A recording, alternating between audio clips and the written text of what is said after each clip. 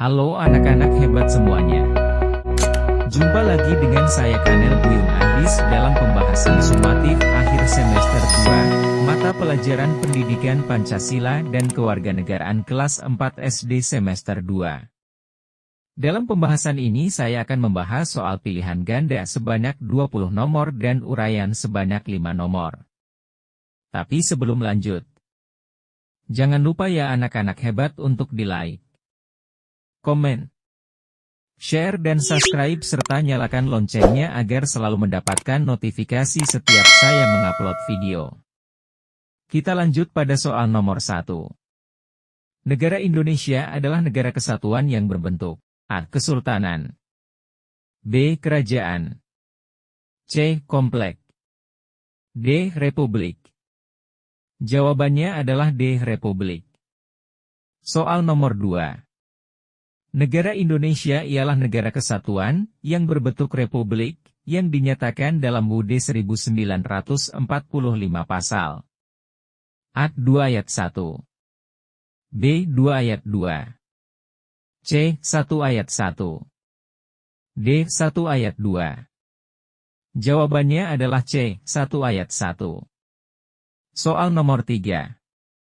Dalam negara demokrasi kekuasaan tertinggi berada di tangan A. Dewan Perwakilan Rakyat, B. Rakyat, C. Mahkamah Agung, D. Presiden. Jawabannya adalah B. Rakyat. Soal nomor 4.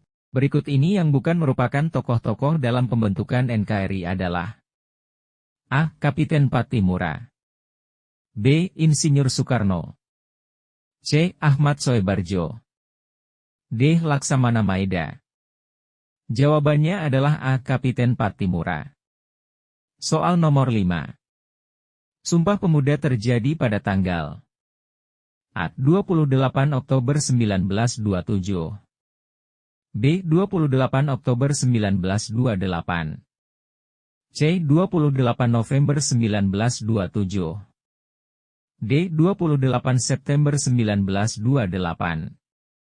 Jawabannya adalah B. 28 Oktober 1928. Soal nomor 6. Dalam isi rumusan Sumpah Pemuda terkandung nilai utama, yaitu A. Satu nusa, satu bangsa, dan satu bahasa, B. Satu bangsa, satu pemimpin, dan satu kesatuan, C. Satu nusa, satu bahasa dan satu pemimpin, D. Satu kesatuan, satu negara, dan satu kebangsaan. Jawabannya adalah A. Satu nusa, satu bangsa, dan satu bahasa. Soal nomor 7. Semboyan Bhinneka Tunggal Ika terdapat dalam kitab Sutasoma yang dikarang oleh A. Muhammad Yamin, B. Empu Tantular, C. Empu Balada, D. Supratman. Jawabannya adalah B. Empu Tantular. Soal nomor 8.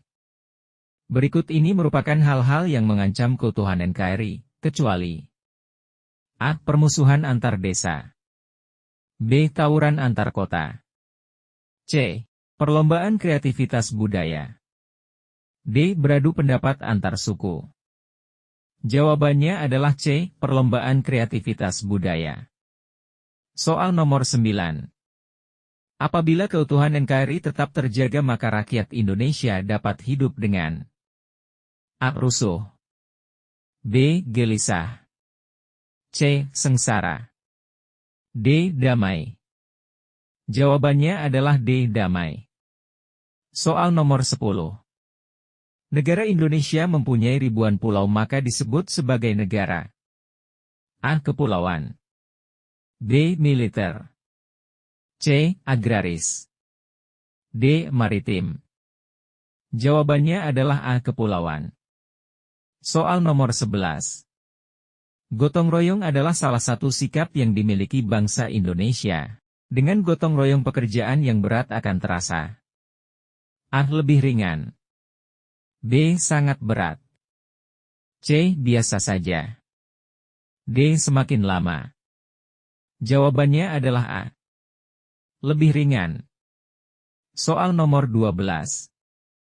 Dalam kehidupan sehari-hari manusia tidak dapat hidup sendiri atau mencukupi kebutuhan sendiri. Meskipun dia mempunyai kedudukan dan kekayaan, dia selalu membutuhkan manusia lain, maka dari itu manusia juga disebut sebagai makhluk. A. Individu. B. Monoton. C. Gaib. D. Sosial. Jawabannya adalah D. Sosial. Soal nomor 13.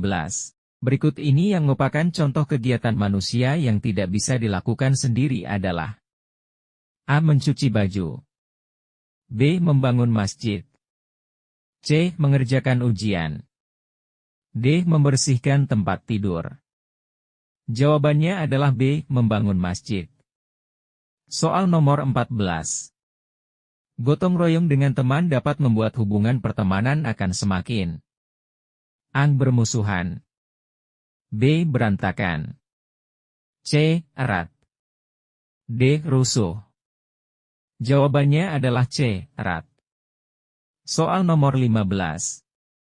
Kita harus mengutamakan kepentingan umum daripada kepentingan A. Individu.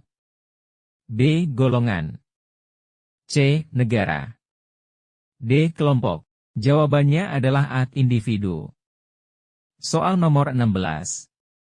Di bawah ini bentuk semangat gotong royong yang dilakukan di lingkungan sekolah adalah A. Bergotong royong membersihkan selokan di lingkungan sekitar. B. Bersama-sama membantu ibu menyiapkan makanan di dapur. C. Bekerja sama memelihara tanaman di lingkungan rumah. D. Bekerja sama melaksanakan tugas piket di ruang kelas. Jawabannya adalah D. Bekerja sama melaksanakan tugas piket di ruang kelas. Soal nomor 17. Para warga desa Sangkal semangat gotong royong membangun jembatan. Kegiatan tersebut dapat membuat warga menjadi A. Semakin tidak akur. B. Saling bersaing. C. Saling berkelahi. D. Semakin rukun. Jawabannya adalah D. Semakin rukun. Soal nomor 18. Rizka membantu ayah membersihkan kandang ayam. Gotong royong yang dilakukan Rizka terjadi di lingkungan A. Rumah. B. Masyarakat. C. Sekolah. D. Rumah sakit. Jawabannya adalah A. Rumah. Soal nomor 19. Contoh kegiatan gotong royong yang baik di lingkungan masyarakat adalah A. Membersihkan halaman rumah. B. Mengerjakan soal ulangan. C. Membangun pos kamling. D. Membersihkan halaman sekolah. Jawabannya adalah C. Membangun pos kamling. Soal nomor 20. Gotong royong juga akan memperkuat rasa A. Perdebatan. B. Persaudaraan. C. Perkelahian. D. Pertentangan. Jawabannya adalah B. Persaudaraan. Sekarang kita masuk pada soal uraian. Soal nomor 1. Mengapa keutuhan Negara Kesatuan Republik Indonesia sangat perlu untuk dijaga dan dipertahankan? Jawabannya adalah keutuhan Negara Kesatuan Republik Indonesia sangat perlu untuk dijaga dan dipertahankan agar negara Indonesia dapat terus bersatu dan tidak terpecah belah. Sehingga rakyat Indonesia selalu merasa aman dan damai dalam menjalani kehidupan bermasyarakat. Soal nomor 2. Sebutkan ancaman-ancaman yang dapat menimbulkan perpecahan bangsa. Jawabannya adalah ancaman yang dapat menimbulkan perpecahan. 1. Perselisihan antar suku bangsa atau agama. 2. Perebutan kekuasaan. 3. Tindakan sewenang-wenang. 4. Rasa dendam dan iri hati. 5. Pergaulan bebas. Soal nomor 3. Apa tujuan dari gotong royong? Jawabannya adalah tujuan dari gotong royong adalah untuk meringankan pekerjaan, sehingga pekerjaan yang seberat apapun akan terasa ringan dikerjakannya.